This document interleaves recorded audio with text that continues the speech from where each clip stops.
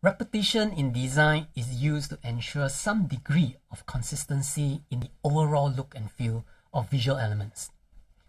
This can be in the use of colors, shapes, fonts, positioning, etc. This technique can also be applied when designing presentation slides.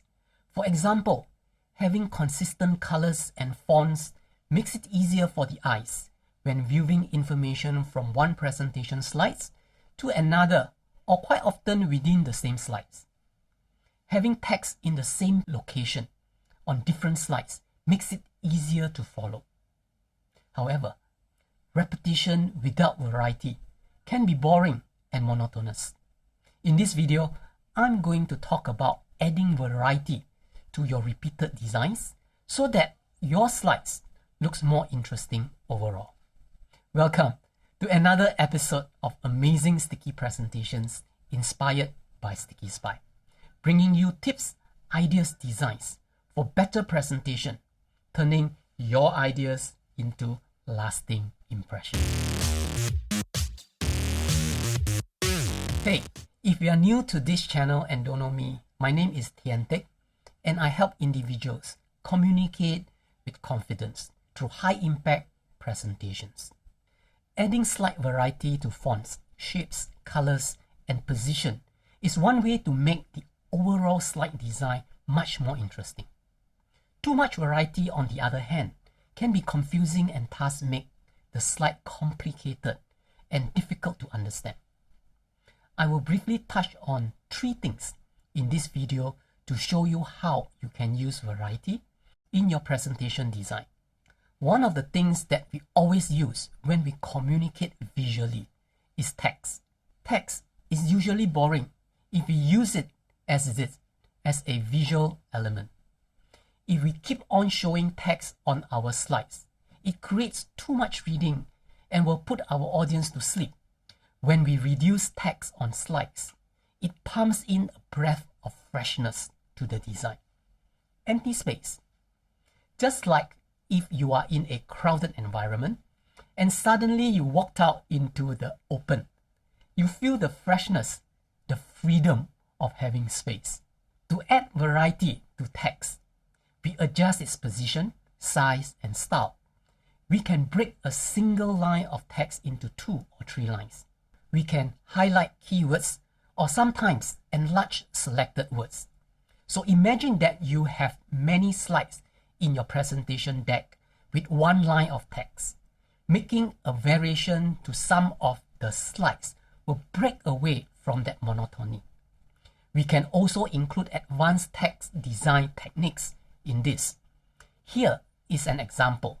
When you compare the original with one with text variety, this difference is quite obvious. Another variation technique that we can use is position. In a standard design for presentation slides, we always have the title of the slide at the top. Rarely do we reposition the title.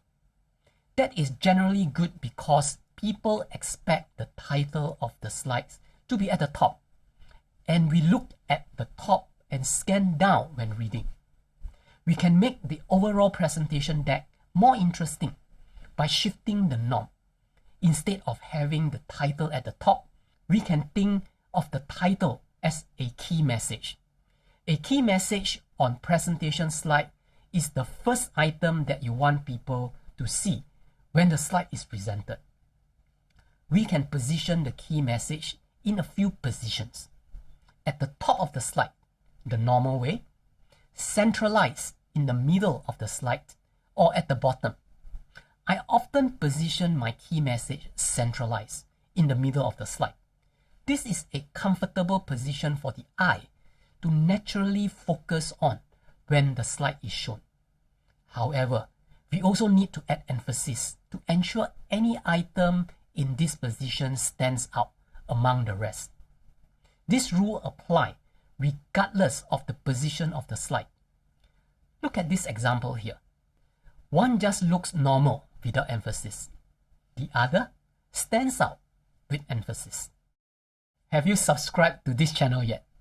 If you have not, why not consider subscribing and help me reach my goal of 1,000 subscribers this year. Remember to also give this video a like.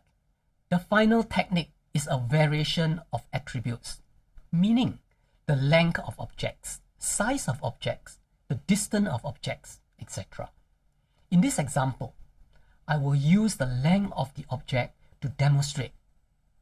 This might be, for example, the use of arrows to connect secondary messages to the key message.